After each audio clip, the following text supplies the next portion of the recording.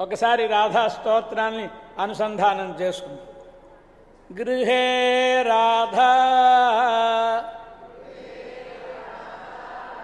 వనే Radha Radha పృష్ఠే పురస్థితా యత్ర యత్ర స్థితా Radha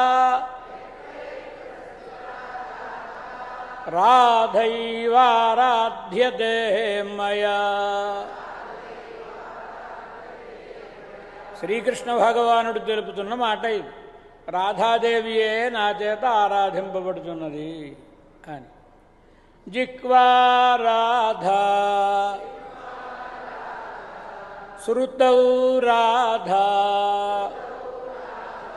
Radha